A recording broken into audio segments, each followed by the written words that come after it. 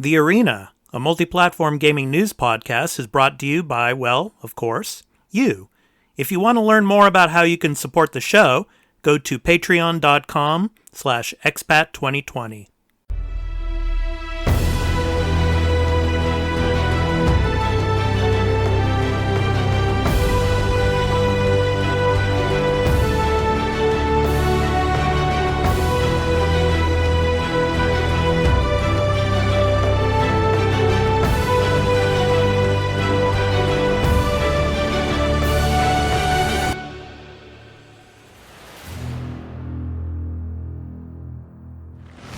Hey everyone, welcome to The Arena, a multi-platform gaming news podcast. I'm your host, Expat, along with my co-host, Dan, the Retro Man. Dan, how you doing, man? Hello there. Yes, I'm fine. How are you? Doing good, man. How was your New Year and your holiday season? Yeah, pretty damn good actually. I had a lot of fun, a lot of downtime, which was nice. How about you? Did you get lots of nice things from Santi? Yeah, I got baby Grogu. From The Mandalorian. Yeah, he stopped by for Christmas, and it was a cool Christmas time with the family and everything. So the New Year was pretty quiet, of course, because of COVID. You know, usually it's pretty rocking here in Japan. Everybody goes to the shrines and goes to families' houses and things like that. But this year we didn't do any of that. We just stayed home, so it was pretty quiet.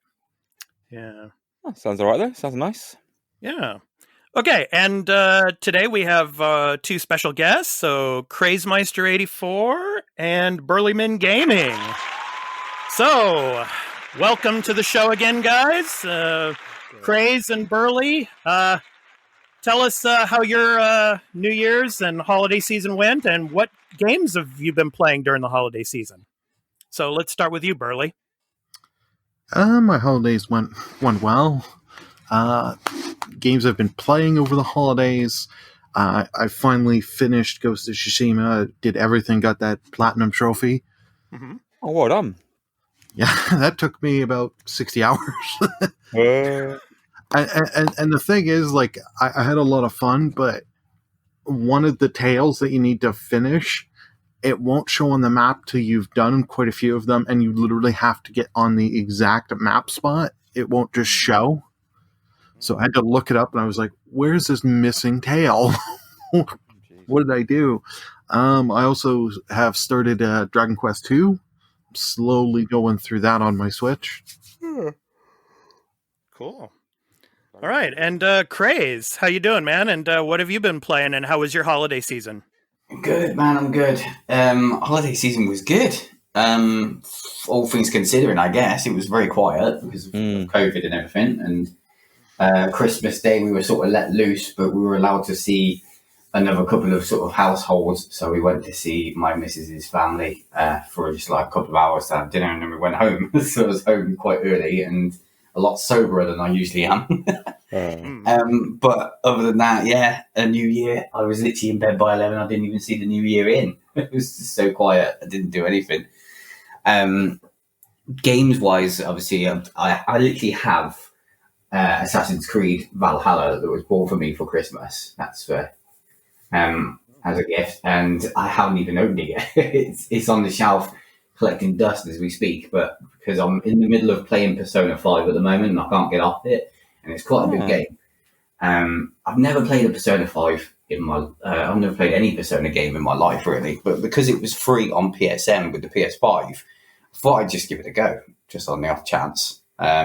And I fell in love with it and I can't get off it now. And I'm still playing a lot of Final Fantasy 14 in my spare time as well. So as soon as Persona 5 is done, I'll move on to Valhalla then at that point. Which will probably be like midsummer. Probably, yeah. It's a huge game. Yeah. All right, cool. So before jumping into what Dan and I have been playing, I want to tell everyone out there that this episode will be going up on Patreon at patreon.com/expat2020 in early access for the first 3 days after recording. So if you would like to support the show and become a patron at the entry tier 1 level at $1 per month and get early access to every episode and listen ad-free along with other perks, including exclusive post-show content that we do after every show and special bonus episodes, please visit patreon.com/expat2020 for further details. On Tuesdays each week, the podcast will be uploaded to all of the free podcast services where you can find us on any podcast app for iOS or Android, Spotify, Amazon Music, and my YouTube channel, Expat2020 Gaming. Just download your favorite podcast app or open Spotify and search for The Arena, Multiplatform Gaming News Podcast. Subscribe, follow us, post a review, and leave us questions, comments, and feedback if you like, if that feature is available there, and spread the word about the podcast. We also have a website for the podcast at expat2020.podbean.com, where you can follow us and leave questions and comments as well. Finally, you can also follow us on Twitter at The Arena AMPGNP, which stands for a multi-platform gaming news podcast, and leave questions or comments that we may read on a future episode.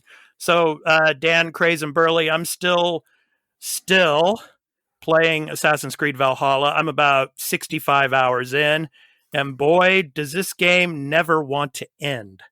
It's just going from province, starting a new story, 4 or 5 hours, complete that story, go back to your main village, start a new province story, and it goes on and on and on. I don't know if I'm ever going to finish this game. It's fun to play. The provincial stories are quite different, but it's, the story, it's fun, but then again, it's starting to get a little wacky because you have the main character and then you have all of this like godly, type of mythical creature type of things going on with it. So reality and the mythical world is starting to come together here, and it's a little strange, but I'm continuing to plow ahead, and hopefully within the next few podcasts I'll be able to say I'm finally finished with it. I'm hoping to start an indie game called Call of the Sea, which is on Xbox Game Pass, so I might try to start streaming that tomorrow on Twitch. Still with Assassin's Creed Valhalla. Dan, what have you been playing? I finally finished Star Wars Jedi Fallen Order. That was great. It took a year to finish it, various reasons. I could only play it when I was around my girlfriend, so I had to play it in drips and drabs. I finished Bloodstained, Ritual of the Night. I played it on the Switch, though, which is the worst version of that game. It's really, really bad. I played a bit of. I got Tony Hawk's for Christmas. Tony Hawk's 1 and 2 remastered. That's excellent. That's really, really, really good. And also, I've got to change my game of the year for 2020. Uh-oh. Yeah, I've got to change Really? in post New Year. I got Star Wars Squadrons, and I played it in VR, and I played it in VR with the HOTUS, and it was amazing. That's my game of the year for last year. Okay. It was so damn good. Absolutely loved it. Played it. How is it different? Yeah. How is it different from the VR mode of Battlefront? What was it? Battlefront or Battlefront 2? They had a VR mode. Yeah, no, it's Battlefront. it's very similar to that. Pretty much. Yeah, it is that. It's you get in your X-wing and you zip around, or your TIE, or your A-wing, or all these other craft. It's brilliant. So it's the same as that, really, just a bit more, just more. It's really, really, really good. Good story. Well, it's a good enough story. It's nice. I highly recommend it. If you can get it, get the VR. And I haven't played the multiplayer because I don't care about multiplayer, but the single player campaign was meaty enough, I think. Yeah, it's good. Cool. Was it similar in length to the campaign in Battlefront 2? I mean, because probably Battlefront 2 had a single player campaign. It was about 5 to 7 hours long, I think it was. Probably. There are like 14 missions, which is annoying. 14 missions, and they're not particularly long. But yes, I probably got a good, maybe 6 to 8, maybe worst case. I mean, probably about that. Let's say that. Okay. Good. Okay, so today it's the first episode of 2021, so it's kind of a special episode for us. We're going to be doing our predictions for gaming and the gaming industry in 2021 for our topic of the show this week. So the predictions do not have to be in any kind of particular order. They don't have to go from this is the most important one to the least important one. Just your top 5 predictions for this year. And I would like to start kind of in alphabetical order, I guess. So let's go ahead and start with the first prediction for 2021. So Burly, take it away, man. What's your first prediction for 2021? And of course, all of us, we can chime in after if we have any questions or comments after we give our particular prediction. So Burly, take it away, man. What's your first prediction for 2021? My first prediction is Microsoft is going to start buying a lot of studios in Japan, because if you remember late last year, they were saying they want to focus on the Japan market. So I don't think they have any studios for Japan. So I think they're going to buy quite a few. Which ones, I don't know. Like, I know there was the rumors last year, Sega. Which would give them a huge thing, because you got Atlas, which are the Persona game makers, as well as Sonic and all the other stuff. So, do you think possibly it'll be like indie type of studios rather than bigger, like AAA making type of game studios like Sega or Square Enix or anything like that? I could see it being indies, especially with Microsoft's past of just doing a lot with indie developers to get them on their platform. So, I hear you obviously mentioned Sega and that, but are Sega even doing a lot these days? I mean, I can't even remember the last game I even saw that Sega even published. Sonic. No joke. They whore out Sonic so much. Like, but they do other stuff. It's just a lot of their stuff does not do well. They're actually huge I could be totally wrong on this, but they're actually huge in Japan for their arcades, because if you're going to do anything arcade hardware, from what I've heard in Japan, you're using Sega. Like, I know the big Luigi's Mansion game that came out a couple of years ago, that was all running on Sega hardware. All right. Yeah, we got a big Sega arcade right across the street from where I live here. It's called Sega World. Awesome. Yeah. Is it still there? Because they've still there. They've quit the business, haven't they? They've no, it's still there. It's still open. Even during COVID too. Still got a bunch of junior high school kids running in there, playing around in there. So yeah, it's still open. But I think the most recent Sega game that Sega published was Yakuza Like a Dragon. That was one of those. So they're still doing some pretty high profile things, I guess. Well, publishing them at least. Yeah. I think the idea of like Microsoft buying other things is especially in Japan, is a pretty good idea. But I saw this article that said the PlayStation brand in Japan is in the toilet. Yeah, it's doing a nosedive right now. But that means that, so by proxy, that means all the big consoles will be, right? Surely, I mean that'll be a knock-on effect for Microsoft, and it just seems to be like, again, anything that isn't the Switch or a mobile phone is, I don't know, like doomed currently in Japan. Why is that, do you think? Convenience.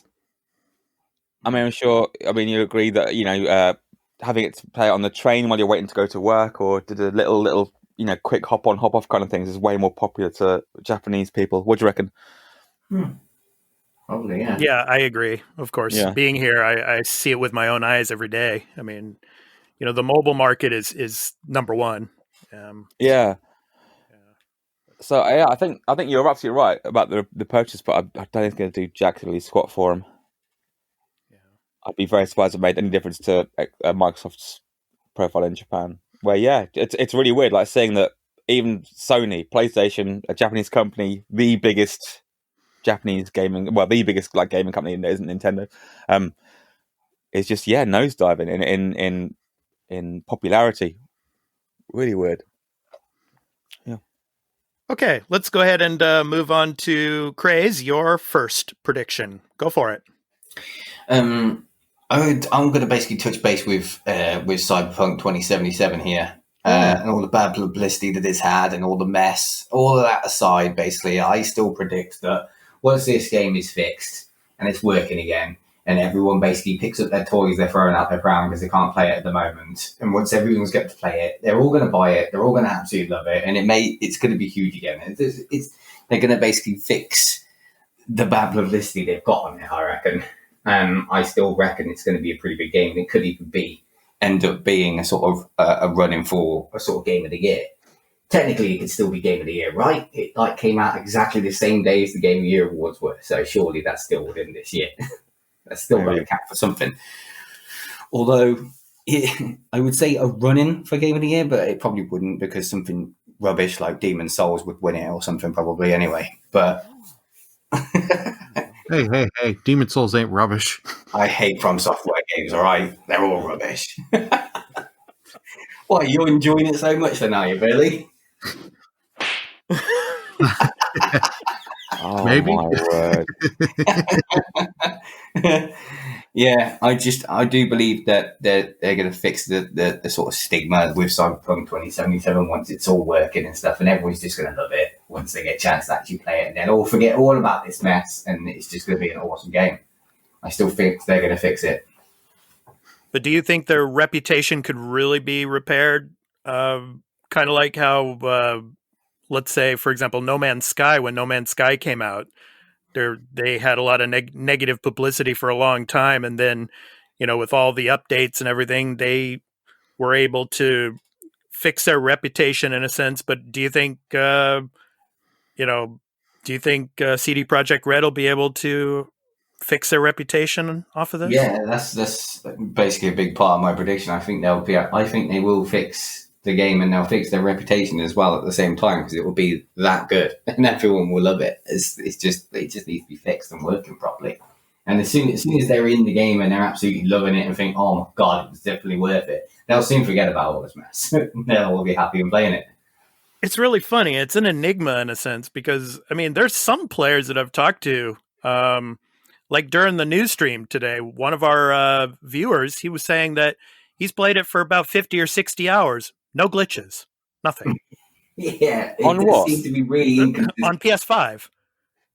Okay, possible. And it's really weird. It's like, you hear people playing on PS5, they're having problems with it. Xbox Series X, they're having problems with it. Even on PC, having problems with it. But then there are some people that they haven't had any problems with it. I don't know. Yeah, I think the biggest inconsistencies with the game is mainly to do with PC because people have got different types of builds, haven't they? They've all got different quality builds. Some of them have got cheaper builds. Some of them have got really expensive ones. So I can imagine the better ones are going to be running it better.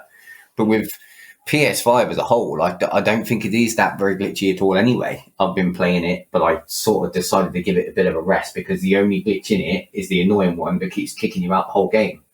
But other than that, it was running okay. So I just thought I'm going to give it a rest and wait for it to just sort of be fixed and then get back into it. But from what I've played, it just looks absolutely outstanding. I just hope they fix it soon and then they can start to mend their sort of reputation at the same time because I believe it'll be that good. Okay. Dan, it's your turn. What's your first prediction for 2021? My predictions, so my first prediction is that there will be lots of games coming out this year that were supposed to come out last year. Some will be good, some will be bad, and most will be pretty okay. Okay. All right. There you go. That's my first one. I'm pretty secure in that one. I got a good chance for that being right. I think you're right there. Cheers. Thanks for the support. I should have made my predictions a bit more vague than that. And Hedge your bets. All right. My first prediction. I think there's going to be a convergence this year You have Microsoft. They've come out with Game Pass. It's kind of like the Netflix of gaming. But just imagine if Netflix themselves jump into the gaming scene and start throwing games on their platform. For example, like Netflix or Disney Plus merging movie and game streaming. I think something somewhere, and one of these companies are going to make that move this year. And I think it's probably going to be Netflix, because you see Disney Plus, you see Amazon Prime, you see all these other streaming services. They're trying to catch up with catch up with Netflix and overtake them. But I think Netflix, if they were to converge gaming and movies, that could be the beginning of an actual metaverse, in a sense, the start of one. I don't know, but I think this is going to happen, and it's going to start sometime this year. I think Netflix is going to jump into the gaming sphere and start putting a bunch of games on their service to, separate them from like Disney Plus or Amazon Prime or like HBO Go or whatever. I don't know. What do you guys think? Ah. I think it's a great idea. I'm not sure how likely it's to go ahead, but that would be awesome. Yeah. I can see it happen. I don't think it'll be Netflix though, just because I know they still have quite a bit of debt they're still trying to get through and pay. But I could see Disney, because Disney, a lot of their revenue came from parks and stuff, and since they have not been during the whole COVID really gaining that revenue, them being like, we need to diversify. Everyone's buying Disney Plus because of Mandalorian and everything else. Let's make a small little Mandalorian and other little games, throw in a part of this. People can pay an extra $5 a month or whatever. Dan, do you have anything on that? Yeah, Do you think? Yeah, it makes kind of sense. Have there been any rumblings towards that, or where do you get that idea from? It's interesting. I just threw it out there because especially with Game Pass and Microsoft and everybody saying they're becoming the, like the Netflix of game streaming now. I mean, with games. I mean, why wouldn't Netflix say, okay, well, hell, we're going to jump into the arena too, and we're gonna throw games on our service as well. Yeah, I mean, it's feasible. Yeah, or maybe like buy out Stadia and do it that way, or link up, like team up with Stadia, so you get like cross subscriptions, maybe. Oh man, yeah. Would anyone actually buy out Stadia? It wouldn't cost much to say, surely. About 45 quid or something. And bless them. Cheaper than 45 quid. You're being generous. I am. But I'll tell you what, though. Go on. Sorry. I was going to say, I think the only thing that's keeping Stadia alive right now is actually Cyberpunk. Yeah, I was going to say the exact same thing. It's the best way to play bloody Cyberpunk right now if you don't have a $3,000 PC. Is freaking well, Stadia. even if you do, because of all the driver issues and stuff, and it's like, do I want to sit there and deal with driver issues and updates when, you know what, if I've got a high-speed internet connection, screw it, I don't have to free up 200 gigs on my PC for this. I can just play the small section I want at the time and then just stop. I don't have to worry about crashing or any of this. Yeah.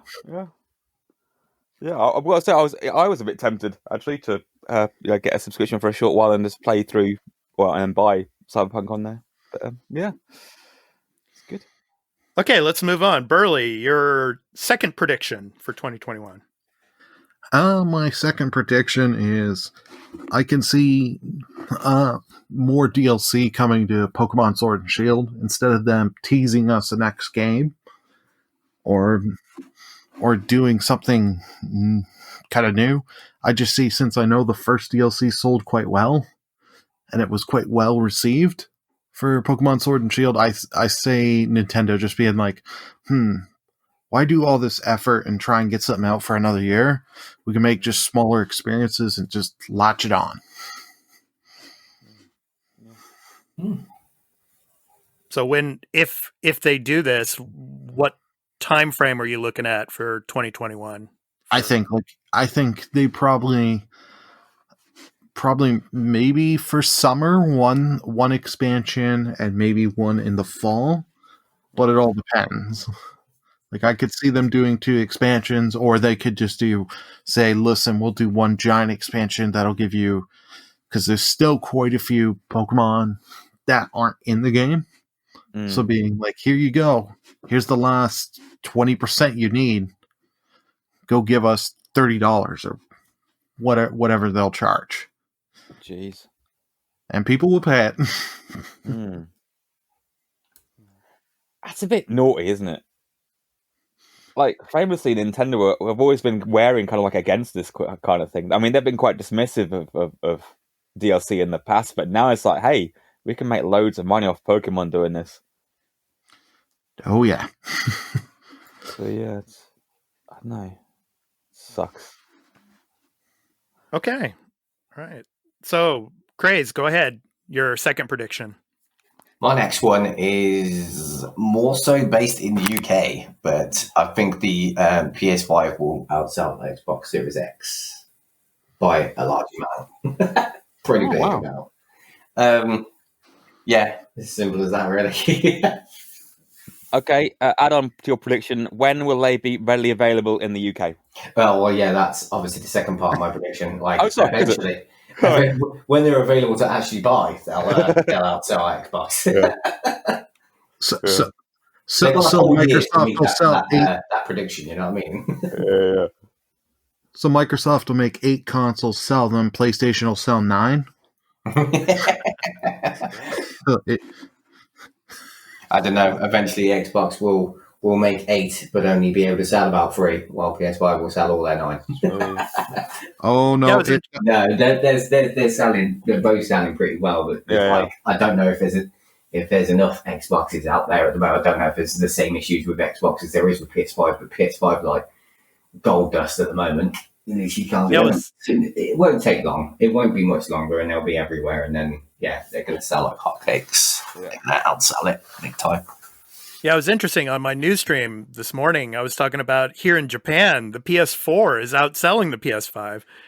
Obviously, because there's no PS5s to sell. Yeah, that's probably the main reason for it. Yeah. Yeah, so. And that's going to run out soon because they're not making any more PS4s. Yeah.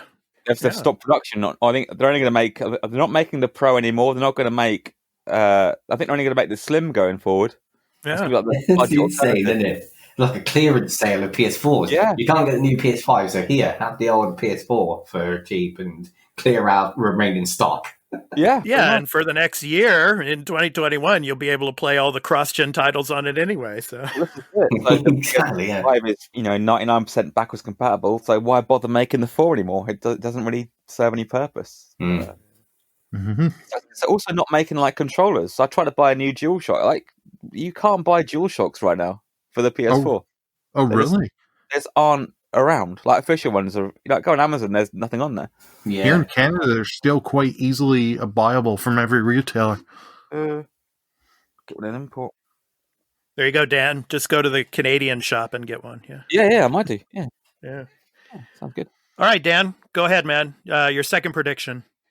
Oh, my second. So for gaming in 2021, there will be a token release of the Metroid Prime trilogy to celebrate the 35th anniversary of Metroid, but because it's also Zelda's anniversary, no one will care. So brilliant. Burly, have anything to say on that one? Yeah. I was going to say that one I'd like to see happen, but that would take Nintendo to do effort and do something some fans would like. So no. Like after I've seen the Mario one and paid for that full price and realized Nintendo didn't give two Fs and was like, hey, we can port this out in a half hour and make a shit ton of money. Yeah. I don't see them doing it to Metroid. Oh no, they're just gonna spaff it out onto the eShop, and it's like, oh, by the way, there's Metroid in the eShop. It's 45 quid or whatever. I know it would take little or no effort, but I just can't see Nintendo doing it with Metroid. I can see them doing Zelda, but I think Nintendo hasn't cared about Metroid since, I don't know, maybe Metroid Prime 1 and Fusion. And that was what, like 2001, 2003? Somewhere around that range? Yeah, sounds about right. So, yeah. Hopefully they'll give us some sort of token release of the Prime at least. I mean, the first Metroid and Super Metroid are both on the Switch online stuff, so they won't have a compilation pack of all the games. So I guess just hope for the trilogy. Yeah. Okay, so here's my second prediction for 2021. God of War Ragnarok will be cross-gen, but it's going to be a 10 to 15 hour setup for God of War 2 sometime in 2022, 2023. And it will release in November 2021 this year. So I strongly think this is going to be another Miles Morales type of situation. They're going to make this like a 10 to 15 hour game where it's going to be kind of like a teaser for the next God of War, which will be the full-on game that's going to be coming later. That's feasible. So, because I figure everything till the end of this year is going to be cross-gen anyway. You got Horizon that's going to be cross-gen. Miles Morales has already been cross-gen. I think Ratchet and Clank is the only game that I know of right now that they have not specifically said it will play on PS4. It will only be PS5. Yeah, Ratchet and Clank, they said, has to be PS5 because of the whole switching gimmick within the planets and all that, because of the SSD. Right, and the SSD, yeah. So, but the director of God of War Ragnarok, he's already said that it's going to be a cross-gen title. So if it's a cross-gen title, then I think, this is just my prediction, of course, that it'll be 10 to 15 hours and it's going to be a tease for the next God of War. Like, it'll be God of War 2 and it will come out in 2022 or 2023 and it will be PS5 only. Sounds about right. I don't know. That's just that's the way I look at it. I mean, I think a lot of AAA titles in the future for PlayStation could start to look like this. You're going to see 10 or 15, 20-hour games, and then you're going to see a lot less time in between the sequels. We shall see. But that's just my prediction on that. So I'm all up for shorter games. Yeah. Shorter games should be the new trend. Yeah. Really? Oh god, Even if they're still going to sell them at like 50 quid a pop.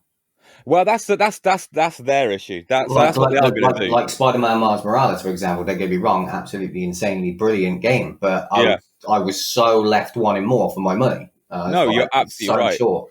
Yeah, absolutely that. So, shorter games appropriately priced should be the new norm. It won't be. There'll be shorter games at full price. But but I don't know. Games like we're talking about Valhalla at the beginning of the podcast, and how like it's 65 hours in and no end in sight. It just you just get that feeling like a lot of the games these days. Like Red Dead 2 was far too long. I think Last of Us 2 was far too long. I don't know. Maybe games are just too darn long. Red Dead 2 didn't want to end that much. It even had like a 24-hour sort of game. Yeah. It was shocking. Went on, didn't it? I was crying. I was like, I can't do this bit. I'm going to leave it. This main story's finished. God, this is just boring. You're just literally imploring the game to end. It's like, I saw the credits like 8 hours ago. Why am I still dicking around on the farm? And you're like, where is this even going? Yeah. Like, what is happening now? It's so boring. But great game up until that point. It did go on. I'm with you. I wouldn't mind shorter experiences, because then they have to really think about their level crafting and mission crafting. Be like, do we really need this stupid fetch quest crap? Now this is kind of just padding. Cut a lot of this stuff out, because that's what I found with a lot of games, that the longer they're going on, there's a lot more of these missions of like, I don't care. You could It takes me out of the experience.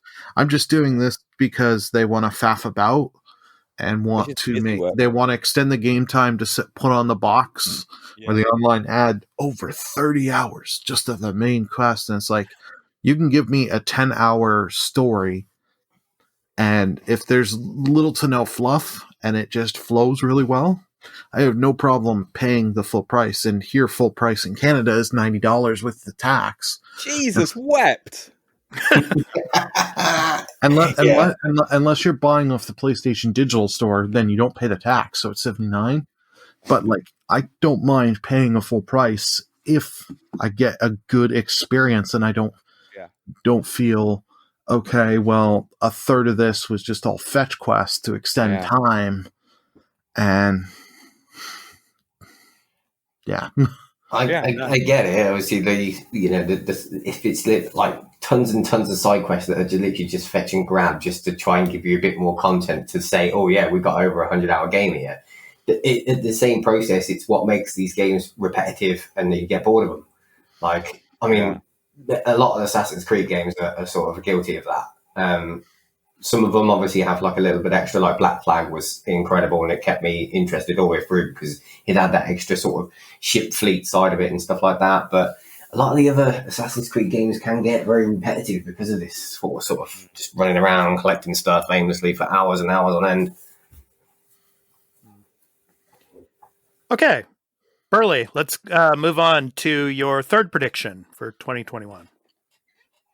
My third one may come as a little bit of a shock for some people here, but I think because Nintendo is in the business of, we're just Nintendo, we're going to do whatever we want, even if it doesn't make sense. Because I know everyone wants N64 to come to the Nintendo Switch Online. I'm saying they're going to do Game Boy games. Yeah. Because my kind of theories and thoughts on this, because as we know, the Mario collection's coming off at the end of March, I think it was.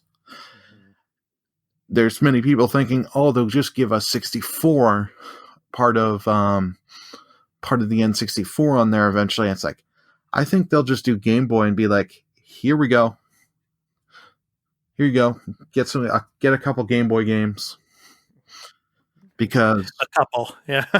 But we don't want to give you N64 because I'm sure we can sell you that later on. Whereas half these Game Boy games are going to give you, they cost nothing. So let's just put them on there. And yeah, absolutely. Most likely thing that's going to happen. They've already got the emulator working on the Wii U and Wii, so yeah, absolutely, it would take minimal effort to get. I mean, I'm surprised that wasn't there. You know, they have periodically where they add stuff that added NES and added SNES. I was surprised that this year, like for the anniversary of Switch Online, they didn't just regurgitate some just the most generic selection of Game Boy games on there. I thought it was going to happen, but yeah, I guess this year's the year for that probably. And of course, you know, it's handheld and all that jazz. You know, it makes more sense to have a Game Boy. Yeah. Okay. Cool. All right, Craze, your third prediction. I was thinking about basically kind of like the next gen sort of remakes, if there's anything big going to come out. Now, my next one is not so much of a prediction as more of a wish. I don't know how likely it is to actually happen, but maybe, like in terms of next gen remakes and stuff, we might actually get a Metal Gear Solid remake. How incredible would that be? I mean, I know Hideo Kojima doesn't do it anymore, but you don't necessarily need Hideo Kojima. It's already written. You know, Konami basically own the rights to Metal Gear Solid. There's nothing stopping them from doing an absolute awesome remake of the first Metal Gear Solid. So yeah, maybe they'll basically announce something like that this year. Yeah, I got to agree, and frankly, I'm amazed it hasn't happened already. Because as we know, Konami's in the toilet. This is an easy sell. Everyone would buy it if they had like a whole compilation of all the solids. So 1, 2, 3, and 4 on one Blu-ray disc for PS5, whatever. It would sell like absolute hotcakes. And yeah, just get the GameCube version, get Twin Snakes on there, so have like a shiny version of 1, the GameCube version.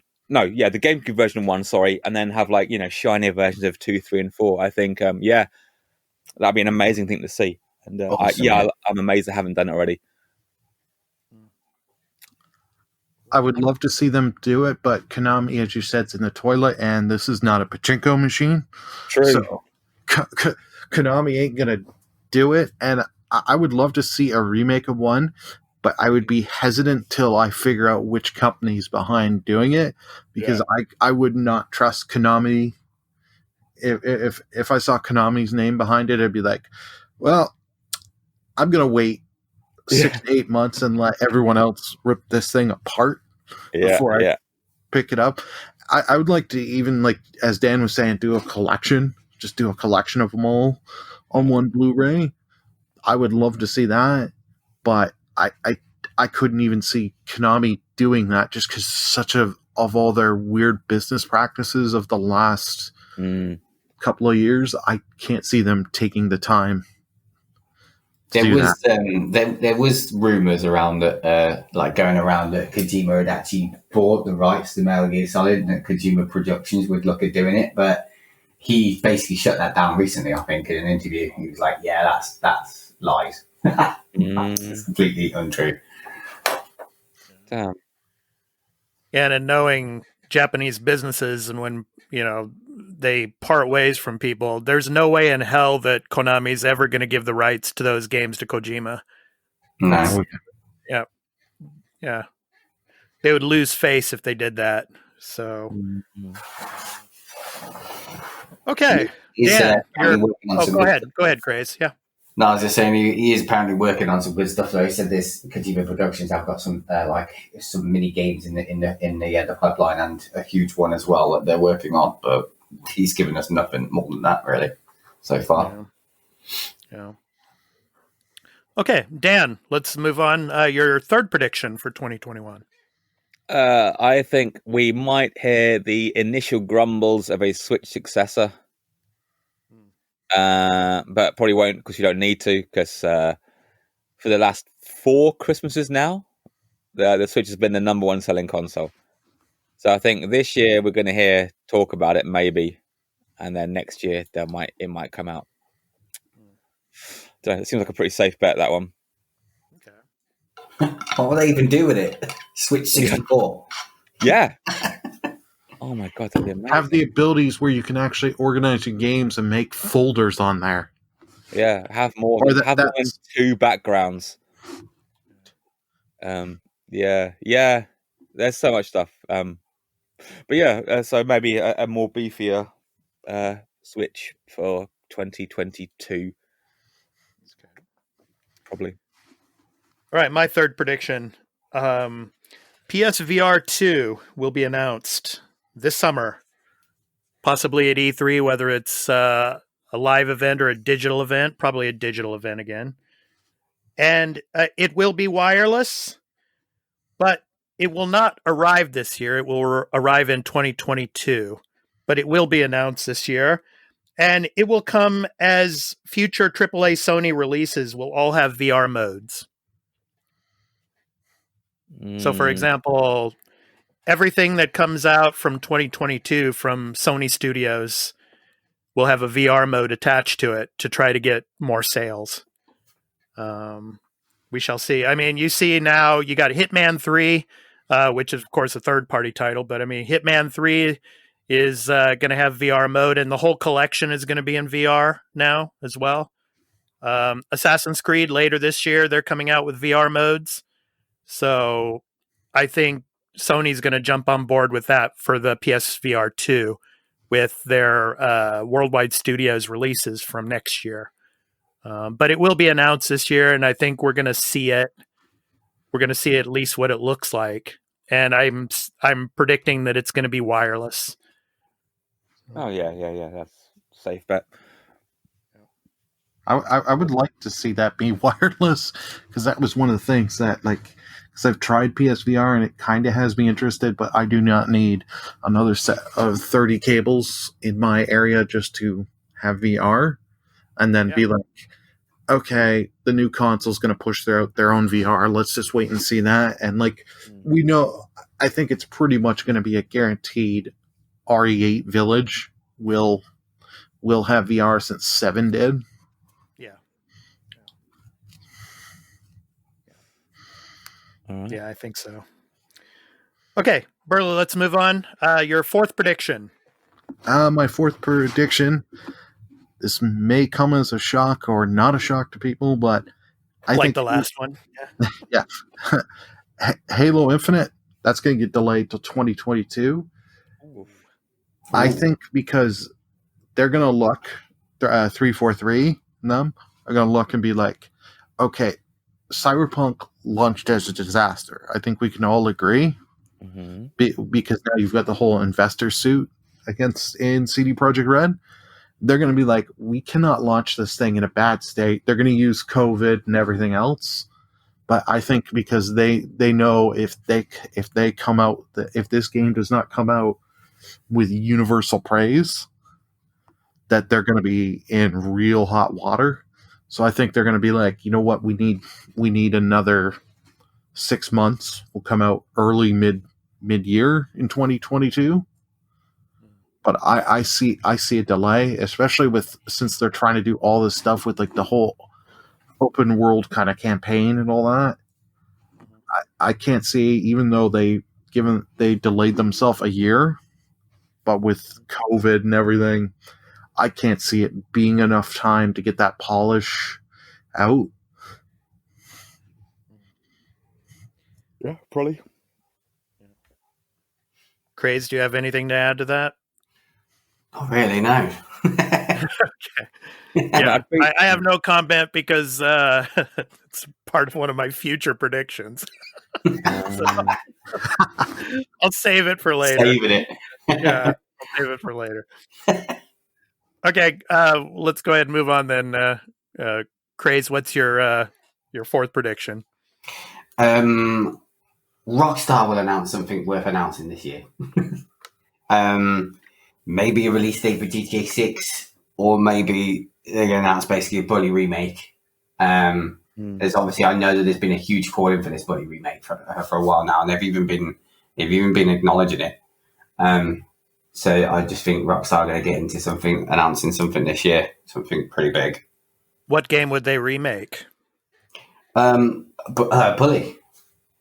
I don't know if you ever played Bully, but I mean, it made a lot of people angry when it first came out, and it was like banned for a bit in certain countries.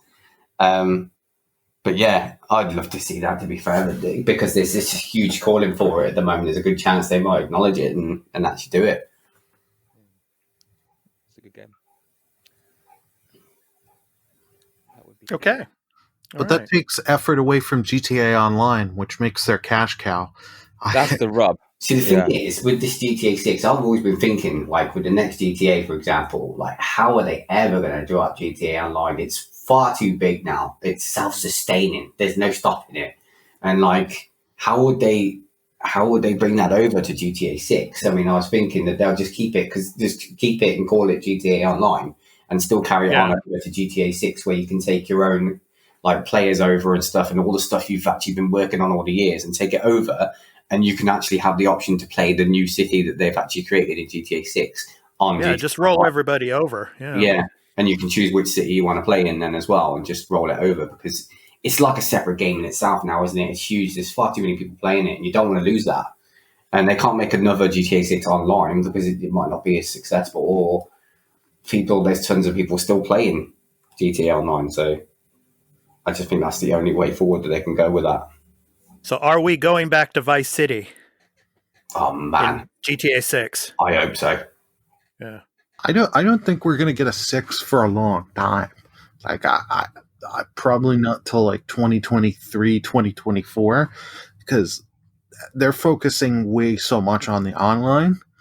And like as they said, when the PS5, like the one heavy reveal with a lot of the games, they were saying GTA Online coming in 2021, and you get a bunch of like money and other items and all that. I can't see them taking effort away from major effort for that. I could see a GTA 3 or GTA Vice City remaster to be like, here you go, because online we're going to focus our main time in that, but here's a remaster of a classic. And just throw that there.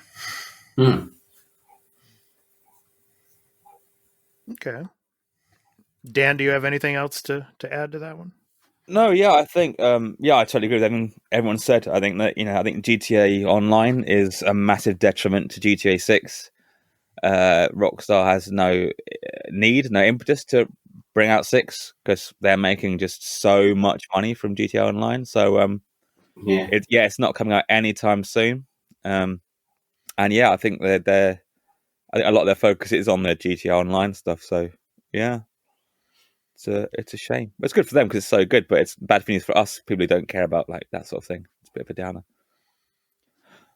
But yeah, Dan, shifting that audience across to the new game that comes out, that's gonna be a big wobble for them. Yeah, because you don't want to lose what they have now. Yeah. Okay, Dan, your fourth prediction for 2021. So as I said earlier, this year is the 35th anniversary of Zelda. So I would be very surprised if at the end of the year we didn't have a Mario 3D All-Stars-esque collection of Ocarina, Majora's Mask, and Wind Waker. I think something like that might come out towards the end of the year. They'll do something for Zelda for sure, because Zelda's freaking massive. So if that's not a couple extra games on the eShop or an actual physical release of some sort of compilation, I think that be quite likely. Probably have like Skyward Sword as a digital download, maybe. It's very likely to happen, isn't it? Really, it's like where we touched on like the Metal Gear Solid remake. If it ever happened, it's just an easy sell. Like this is exactly the same situation. It's going to sell. Like there's no reason why they shouldn't do it. Yeah, I mean they've proven that their Nintendo 64 and their Wii and Wii U emulations pretty much up to snuff. So I mean, it wouldn't take that much to do. They could use what they built with the 3D All Stars and just poured it over to Zelda stuff, just literally drag and drop. Yeah. I think we'll get a Zelda collection, but the inner cynic in me, from how Nintendo's been, I think it'll just be literally the ports of Wind Waker HD and Twilight Princess HD. Yeah, the Wii U ones make sense. From the Wii U, because they're not gonna like. I know I'd love to see Ocarina, Majora's Mask, Link to the Past thrown there, but I can see Nintendo being like, we may just eventually give these on Switch Online, so let's just give these 2 ones from the Wii U taken out or port them, throw their soundtracks in there, and we're done. I might still get them. That'd be good because they're both still. I'll still buy them. I bought the 3D All Stars and I'm a way more Zelda fan, so they have my money already. Nice. Okay. My fourth prediction, sorry, Dan, this kind of goes against yours a little bit here, but I just threw this one out here. I'm not too sure about this, but I just wanted to throw it out. Switch Pro will be officially announced and will release alongside Breath of the Wild 2 in November of this year. And the Switch Pro will have a 3DS style second screen attached to it. Oh God, I hope not. I've seen the mock-ups, the fan edits. It looks fucking horrible. But I have that feeling they're going to do something like that, though. Well, I think it'll be 3D. Maybe, possibly 3D, or I don't know, just another split screen. I don't know, but oh God, yeah, I was gonna say isn't there like the 3D sort of side of things like dead now? There's no way I have 3D. Like 3D is so dead. It's so like 2008. It's done. Yeah. I would imagine it would just be another split screen, or the second screen before that. Because when we found out like the DS and and the Wii U, for example, it was just an inventory screen. Yeah, I don't know. I think you can detach it or not, I don't know. That's I think I'd be very surprised if they had like any more dual screen, because we've seen that it's that's all it is. It's inventory and status. I mean, after the initial glut of interesting, unique ideas for the second screen came out, it was kind of like, what can we do with it? Oh, let's just put a map on it. Well, at least with the Wii U one, because I love the feature with the Wii U, the gamepad. switch everything to the gamepad, because I've had so many times where it's like, okay, you got one TV, you got multiple people, you want to do multiple things. It was nice, like, okay, I can switch the gamepad, I can play on here, throw headphones in there if I want to listen to it, and then throw on Netflix or in the case of the one time where my buddy, I was finishing something on the Wii U, he wanted to check something out on my PlayStation. God, I hope not a second screen, but I could see a Switch Pro with Breath of the Wild 2. If there is a second screen that they do, if they do a second screen, I hope that it is basically detachable just for Dan's sake, really. Or I'm thinking maybe the second screen could be for like multiplayer. For example, like a split screen where you see your companion or whatever. Games that might have that kind of functionality, kind of like that game called A Way Out, where you're playing split screen with in co-op, for example. So the second screen would be like a co-op situation, maybe. I don't know. But, okay, let's go ahead and move on. Burley, your fifth and final prediction for 2021. My final prediction, this one I struggled with.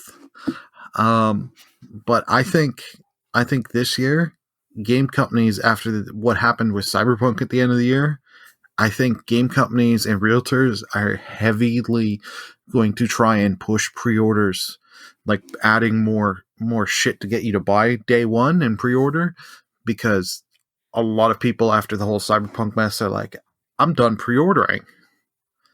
So I think companies are really going to try and push to get that pre-order, those day one sales, because they're worried, okay, people are not going to pre-order XYZ game because they know they wait 6 months, it's going to come down on sale on the price. So they're going to try everything they can to get you to that day one. Whether it be extra skins, extra missions. Yeah, a lot of these sort of people are already jumping on that wagon already as well, aren't they? So they've already started, like when you buy a game from Amazon, for example, they've always got like an Amazon special edition that they have like an exclusive sort of weapon or something just for buying it from Amazon. So if they sort of grow on that, it could be good. But then you're going to be torn between who to buy it from, because people are going to have different content. You're like, oh, where the hell am I going to buy it from? Like, what do I prefer? Well, like the huge thing about that was, like, I think it was LA Noire, is depending who you pre-ordered from, is you got a different case. Yeah. So like Walmart had their own, Best Buy and all the different realtors. But like, even for me right now, very few games I'm going to pre-order this year. Like it's like Ratchet and Clank. I will pre-order in the Horizon Zero Dawn sequel because I haven't been burned by those companies. But like another thing, anything from Ubisoft or anything from a lot of companies, I'm going to be like, yeah, I'm going to let other people be the guinea pigs, and then I'll eventually pick this up. Or as Dan would say, the beta testers, right? Yes. Especially when Cyberpunk 2077 comes into play. I mean, they should have just named it a beta, and that's it, and they'd have been all right then. Yeah. I keep going on. I generally don't understand pre-orders. Like, the game isn't going anywhere. It's not like it's gonna sell out. I generally it baffles me that people like buy a game before it's even come out, based on the title and the few screenshots they've seen, when the benefits for not doing that are infinite. They're so obvious. Like, again, I'm baffled by it. Like, people who pre-order a digital game, like, why are you dropped on your head at birth? Like, where's it going to go? I have to have this game. I have to have it now. I know, mate. I know. People do stupid things, mate, and this is why there's things like PS5s out there being sold for £2,000 because there's idiots out there that will pay it. Can you not just wait and get it for like half the price, not even a fraction of the price you're about to pay? Like £2,000 for a PS5, mate. Come on, mental. Well, they tell us over. I don't know how it is over there, but they tell us over here. if you don't pre-order the game, so the Soviets are going to come back. We're going to start murdering babies. You got to pre-order it now.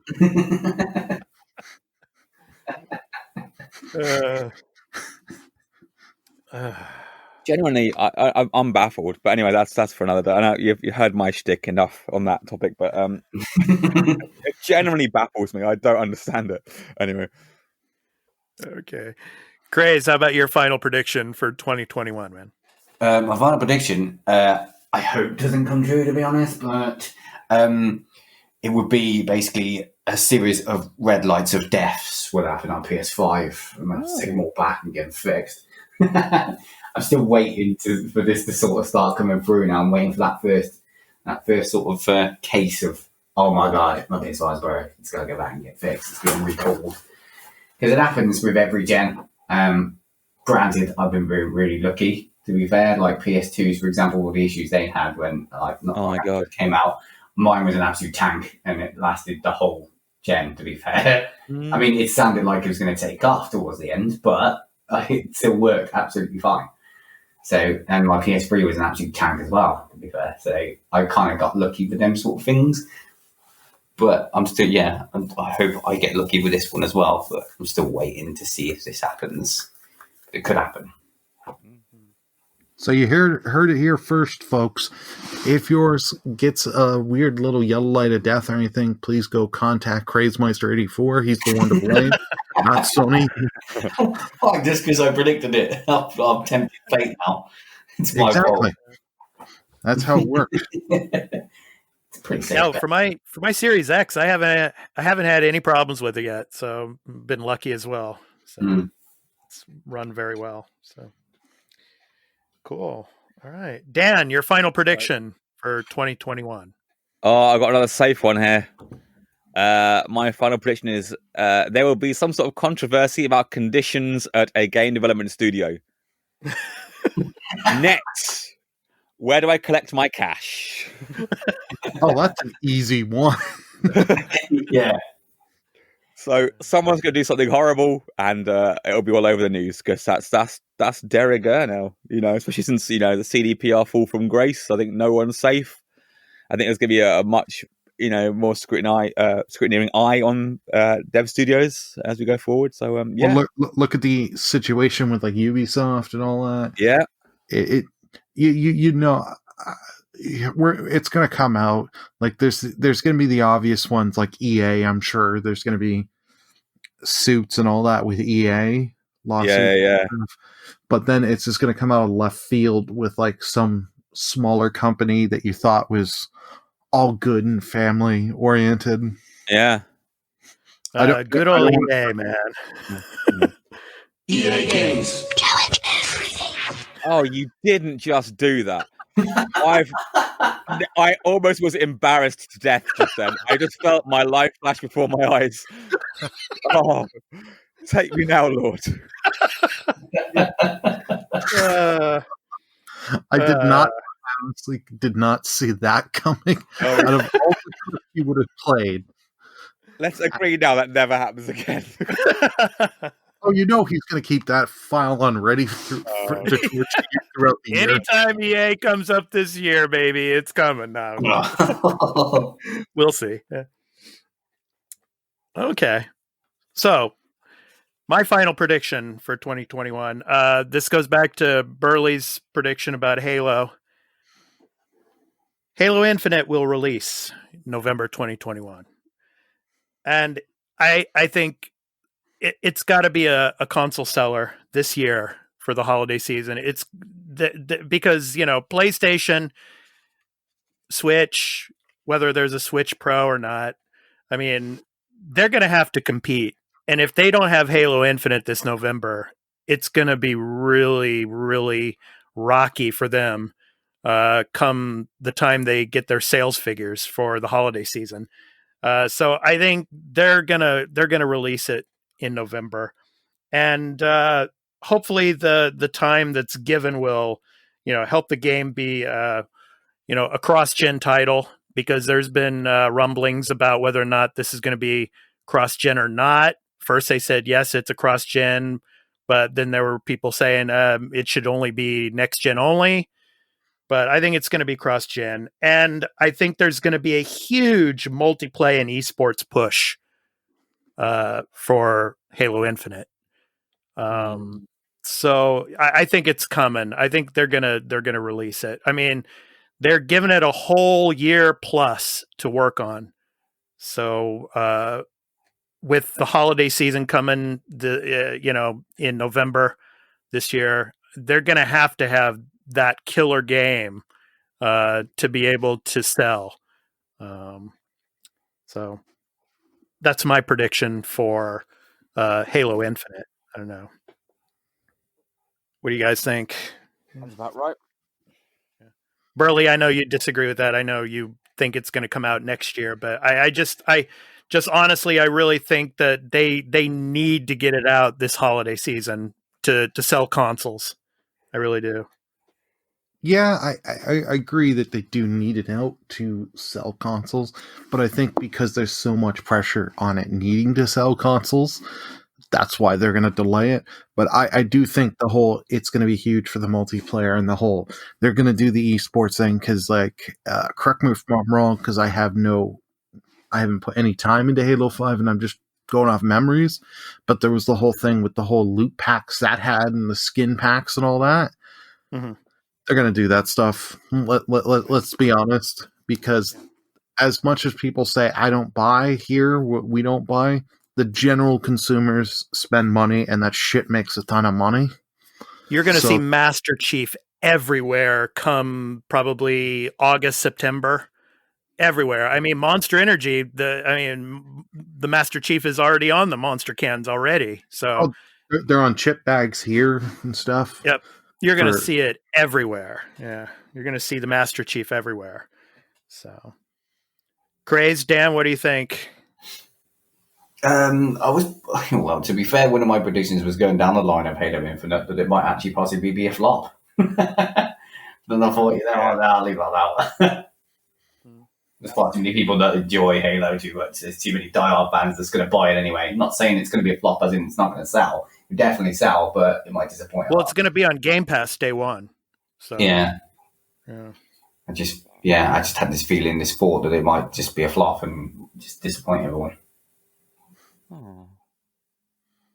Dan, you enjoyed Halo 5, so what do you think? Do you think it'll make it in November? I'm one of the 4 people that likes Halo 5. Yeah, it could do. I hope so. I mean, yeah, it's got to. I mean, yeah, I can see both sides of the argument, but yeah, they need to get out the door because they've still got pretty much nothing really. So yeah, they're gonna fast track that out the door. I think they should. And hope for the best. They need to. Yeah. Did I just hear that right? Dan likes a modern game that isn't retro? Yeah. Yeah. One that no one else likes, I might add. It's weird, isn't it? And on a Microsoft platform? Yeah. Am I still asleep? Yeah. It's weird. I got the whole anti-Xbox thing. It's not true. And Halo 5 was absolutely brilliant. I played 4 and 5 back to back, and 5 was really, really good. I really enjoyed it. It was dumb. I'm just having fun with it. Yeah. Weird. It's good. But I hope. Yeah, there's more. Well, they won't do because everyone hated 5. So, but I'm hoping Infinite is more like 5 than anything else. It got 2 choices. It goes either like 5 or it goes like 1. If it goes like 1, it's a slam dunk. They've made it. But yeah.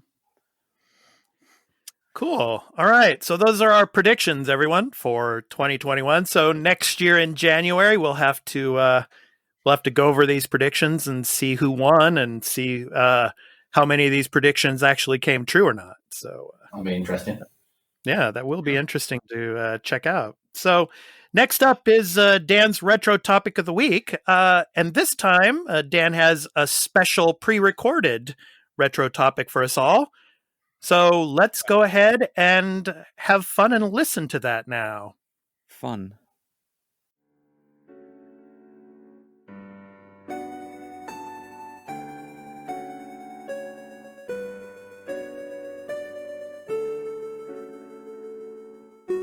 Horace is a retro game. Actually, it's a few hundred retro games stuck together. and it is unashamedly very, very British. It was made by Paul Hellman and Sean Scablehorn, and published by 505 Games. Premise: you are a robot in what is predominantly a platform game. At the start, your abilities are tested, you get to know your human family, you're given the task of collecting 1 million pieces of junk, and then something tragic happens that causes you to go into a sort of robot coma. When you awake, years have passed and the world is in ruins. This is your cue to find out what happened and where the estranged members of your family have gone, and of course, collect 1 million pieces of junk. It's a game full to bursting with references to British TV, comics, 8-bit micros, 8-bit consoles, commentaries on Britain in the 80s. Name a retro game and there's a reference to it, if not a playable section in homage. There are games within the game. You can go to an arcade and play versions of Outrun and Pac-Man and others. There are sight gags, guest appearances from unbelievably obscure British soap characters. I imagine to anyone not native to the UK between the age of 30 to 50, it would be incomprehensible. There are even some references that are before my time, and I'm essentially a talking desiccated corpse. And there are numerous references that are so subtle that I probably missed them. It's so much fun playing with someone else and shouting out the celebrity cameos you recognise. I mean, Lord knows what someone born post-2000 would make of this. I mean, it would be met with derision were it not for the exceptional level design and attention to detail.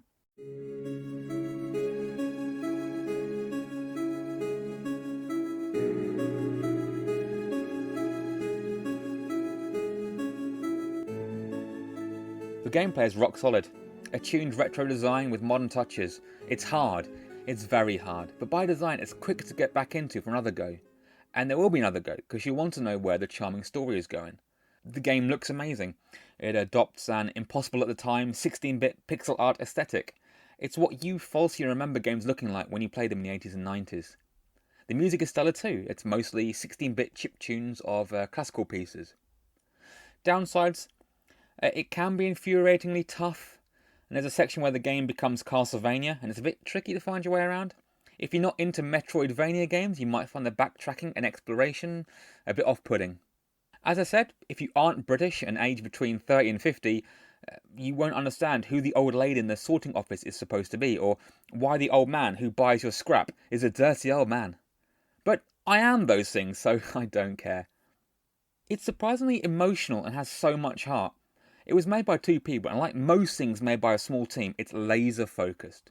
Like Stardew Valley, Axiom Verge, the sublime Thomas Was Alone, and others, you have a clear understanding of intent. Like, there's a message in the game that's transmitted in ways that expansive by-committee games simply cannot replicate. It's a commentary on so many things. There's the idea of family, belonging, over-reliance on convenience, the cult of celebrity, personal responsibility, innocence and its corruptibility, sacrifice. I've not finished the game yet, but something tells me it's not going to end in an emotionally uplifting way. Horace is available on Steam and on the Nintendo eShop, and I thoroughly recommend it. If you're into your retro and really retro, you'll get a lot out of this game. If you're not, stick around for the platforming, the challenge, and the genuinely excellent story.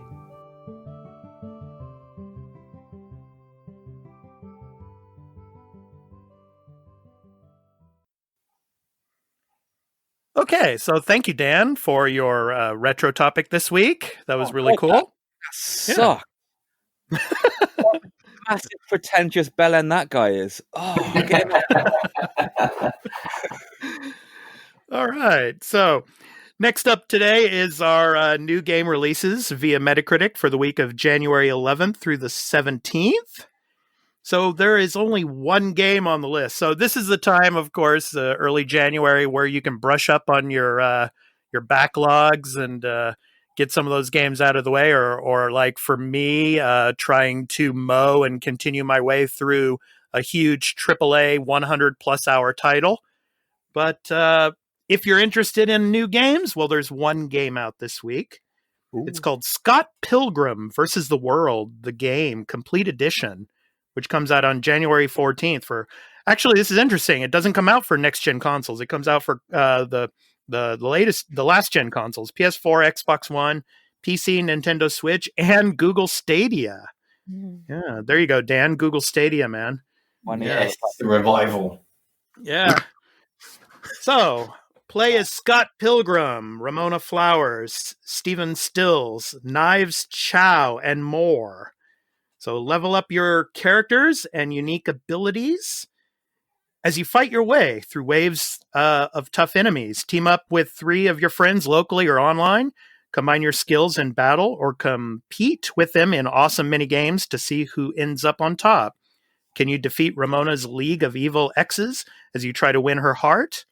Epic battles with Lucas Lee, Gideon Graves, and more await Scott Pilgrim and his friends. Zombie hordes, dodgeball, battle royale, just a few of the things you'll find playing through this complete edition. Compete in subspace minigames, experience a killer soundtrack, and much more as you relive the beloved story of Scott Pilgrim versus the world. So that's out on January 14th. So have any of you guys played Scott Pilgrim before? The movie is good. That's basically as far as my knowledge goes with Scott Pilgrim. Yeah, I had it on the PS3. I even had it when they took it off. So for a long time, due to really weird rights agreements, it got pulled off the PS Store. Like 6-7 years ago, it got yanked. But yeah, it's a good game. It's a 2D side-scrolling beat 'em up, so, Streets of Rage kind of thing. It's good, solid. I think I saw. Isn't it really expensive? It's nothing. What they want for it is ridiculous in proportion to what it is. But yeah. Well, I don't know how pricey just that game alone. Like, because I'm interested in picking it up, but like I know Limited Run has made like 6 different freaking editions, and there's one that I want, but I'm hesitant to pay because it's like $54 US or $59 US. So then when I gotta transfer that into Canadian, it's gonna be a crap ton. Yeah, and it's like, but it's got like making it like an old school Genesis box. Nice. So it's like, oh, I want that, but at the same time, I have other things to pay for. But I'm tempted to pick it up. I don't know if it'll be right away because like I wanted to pick the game up on the PS3, but I missed my timing on that. All right. So before we conclude the episode, I want to let everyone know where you can find me on social media. On social media, you can follow me on Twitter and Instagram at expat_2020 and on my YouTube channels, Expat2020 Gaming, where you can see my latest videos related to new game releases, game trailer impressions, live streaming clips and highlights, as well as this podcast once uploaded to free podcast feeds on Tuesdays. Additionally, I can be found on a new YouTube channel called The Arena Citadel, which will be our new hub for live YouTube gaming and entertainment related content. You can also find me on Facebook at Expat2020, and I have a Discord server named the Expat2020 Arena, where all of you are welcome to join and support other content creators, discuss anything and everything related to video games, promote your live streaming, as well as leave questions and comments for the podcast.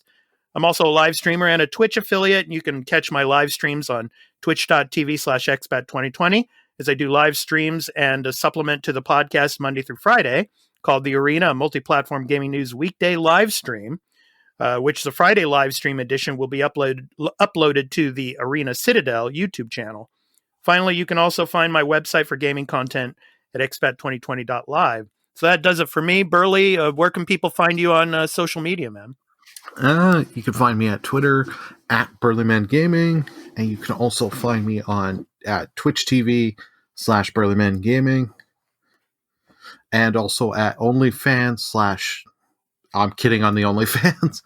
But yeah. I was already typing in. I was halfway through the O. What are you doing? I'm stumped already. Maybe that account will be created after this podcast session. Who knows? He knows the demand's there now, so he's going to do it as soon as he gets off. Yep. See, I use this to judge the demand. Now the OnlyFans will be created. You're welcome, everyone. All right. So thanks, Burley. Craze, where can people find you on social media, man? I'm a Twitch affiliate streamer, so you can catch me live on Twitch on Wednesdays and Sundays under Crazemeister84. Basically stream 7:30 p.m. UK time. You can also find me on Twitter, the Crazemeister84 as well. that's basically it for me. Okay, and Craze and Burley, thank you guys so much for being on our first episode this year, and we're looking forward to having you on again this year in 2021. Thanks for being on, man. Really appreciate it. Pleasure. Pleasure to be here. Yeah. And Dan, where can people find you, and what's going on this week for you, streaming-wise or game-wise? Yeah. What's going on? So you can find me at twitch.tv, press start to game, all one big chunky word. And I'm on YouTube as well, but I don't think much on either of this. I've been doing a bit more streaming lately. I've been streaming. I finished playing 13, the remake, which was absolute. Oh, it was so depressing. But yeah, I aim about once a week or so, streaming on Twitch. Come find me on press start to game. The CCH, the Centre for Computing History, is utterly shut, locked down. We can't even go in. So there's bugger all happening on that front. So yeah, that's it. That's why I pre-recorded my retro topic of the week, because I was so bored this week. I see. So yeah.